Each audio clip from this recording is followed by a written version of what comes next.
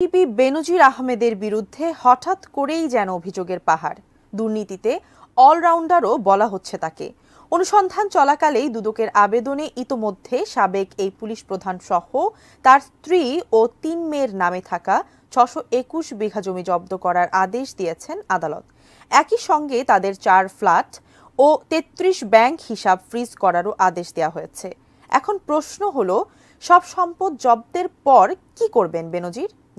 আসসালামু আলাইকুম প্রিয় দর্শক, বলছিলাম বেনজির আহমেদের কথা। বেনজির আহমেদ এত সম্পদ কামাই করেছেন, এত সম্পদের পাহাড় গড়েছেন যে সম্পদই তার জীবনের কাল হয়ে দাঁড়ালো। আর এই সম্পদ কি পরিমাণ, এই গোপন তথ্য কিছুক্ষণ আগেই কিন্তু দুদক ফাঁস করে দিয়েছেন এবং তার সম্পদ দুদকে এখন বর্তমানে কি পরিস্থিতি রেখেছেন। প্রিয় দর্শক, চলুন অন্য ভিডিও দেখবো তার বিষয়ে, তারপরে নিয়ে বিস্তারিত আলোচনা থাকছে। জব্দের পর কি করবেন বেনজির, জানাচ্ছেন এসআই রাজ।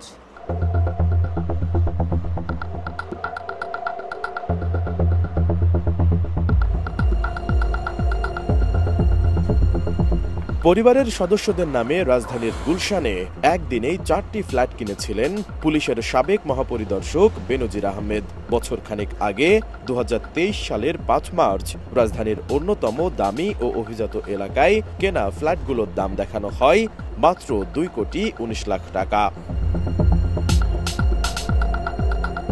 তবে এবার সেই ৪টি ফ্ল্যাট সহ তার ১১৯টি দলিল জব্দের নির্দেশ দিয়েছেন আদালত।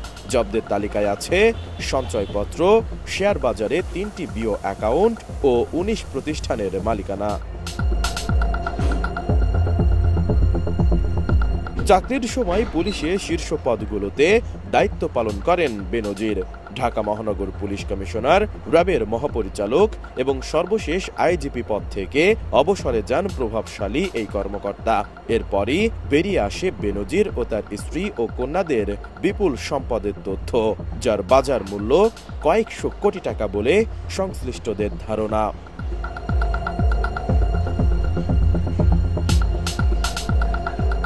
একজন সরকারি কর্মকর্তার বেতনের টাকায় সম্পদের এই পাহাড় গড়ে তোলা সম্ভব কিনা তা নিয়ে যেমন প্রশ্ন উঠেছে, তেমনি সম্পদের অনুসন্ধানে নামে দুর্নীতি দমন কমিশন দুদক।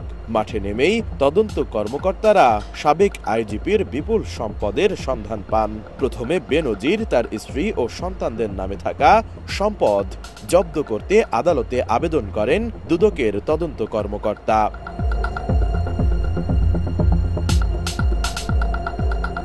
আবেদনের পরিপ্রেক্ষিতে রোববার বেনজির আহমেদ ও তার স্ত্রী সন্তানের নামে থাকা এসব স্থাবর ও অস্থাবর সম্পদ জব্দ ও অবরুদ্ধের আদেশ দেন ঢাকা মহানগর আদালতের সিনিয়র স্পেশাল জজ মোহাম্মদ আশামস জগলুর হোসেন। এদিকে আদালতের আদেশ কার্যকর হলে বেনজিরের সম্পদ বা ব্যাংক অ্যাকাউন্ট যে অবস্থায় আছে সে অবস্থাতেই থাকবে। তিনি এগুলোর মালিকানা বদল, হস্তান্তর কিংবা বিক্রি করতে পারবেন না। তাহলে প্রশ্ন হলো, বেনজির আহমেদ কি এখন সম্পদ জব্দ ও ব্যাংক অ্যাকাউন্ট অবরুদ্ধের আদেশ ঠেকাতে আদালতে যাবেন? সেই সুযোগ কি তার আছে, বা এর পরবর্তী প্রক্রিয়াটাই কি হবে? এ বিষয়ে জানতে কথা হয় সুপ্রিম কোর্টের আইনজীবী শাহদিন মালিকের সঙ্গে। তিনি বলেন, মামলা হওয়ার আগেই সম্পত্তি ক্রোকের আবেদন দুদক আইনেই আছে। দুদক যদি মনে করে থাকে যে অভিযুক্ত ব্যক্তি দুর্নীতি করে অর্জিত সম্পত্তি হস্তান্তর করে দেবে, তাহলে দুদক এই আবেদন করতে পারে। তবে শুরুর পর্যায়ে দুদকের আবেদনের পরিপ্রেক্ষিতে সম্পত্তি জব্দ ও ব্যাংক হিসাব ফ্রিজ করার যে আদেশ দিলেন আদালত, তার বিরুদ্ধেও আদালতে আবেদন করার সুযোগ আছে বেনজির আহমেদের।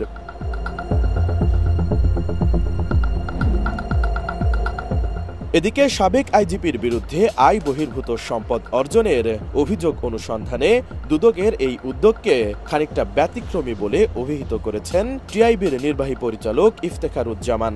তিনি বলেন, দুদকের দিক থেকে এই উদ্যোগটা খানিকটা ব্যতিক্রমী বলতে হবে।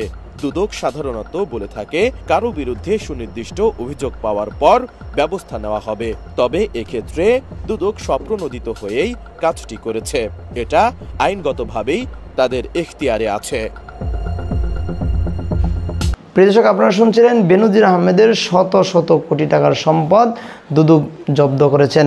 আর এই শত শত কোটি টাকার সম্পদ সে কীভাবে কামাই করেছেন, অথচ তার জীবনে যত টাকা ইনকাম করেছেন, অর্থাৎ যে চাকরি করেছেন, চাকরি করে যে সে বেতন ভাতা পেয়েছেন সেগুলো কোটি টাকার মতো হবে, কিন্তু শত শত কোটি টাকার সম্পদ সে কিন্তু গড়েছেন এবং তার মেয়ের নামে এবং তার বিবির নামে কিন্তু তিনি সম্পদগুলো দিয়েছেন, বা তার নামেও রয়েছে অনেক অ্যাকাউন্টে টাকা এবং অসংখ্য জায়গা সম্পত্তি রয়েছেন। এই সম্পদ আসলেও কি বৈধ পথে কামাই করা সম্ভব তার জন্য? কখনো সে বৈধ পথে কামাই করেনি, বরং জনগণের রক্ত চুষে খেয়ে এই সম্পদ কিন্তু তিনি করেছেন। তবে এই সম্পদ করে সে কি পেল, এখন বর্তমান তার কি পরিস্থিতি, প্রিয় দর্শক আপনারা কিন্তু ইতিমধ্যে বুঝতে পেরেছেন। কারণ অসৎ সম্পদ কারো জীবনের সঙ্গী না, এবং কেউ ভোগ করতে পারবে এটি পৃথিবীর ইতিহাসে এখনও কিন্তু নেই। কারণ আমরা পৃথিবীর ইতিহাস থেকে যদি দেখি যে পৃথিবীর যে বড় বড় যারা অসৎ পথে যারা কামাই করেছে, তাদের দেখা গেছে যে তারা হয়তো শুধু তারা এগুলো তাদের আন্ডারে নিয়েছে, কিন্তু কখনো আত্মসাৎ বা ভোগ করার মতো সুযোগ পায়নি। এটি কিন্তু ইতিহাস সাক্ষী রয়েছে। অতএব আমি বলবো, যাদের ক্ষমতা রয়েছে এবং শক্তি রয়েছে, তারা ক্ষমতার অপব্যবহার করে দেশের সম্পদ লুটে খেয়ে জনগণকে বিপদে ফেলে, দেশকে বিপদে ফেলে আপনি কিন্তু শান্তিতে ঘুমাতে পারবেন না।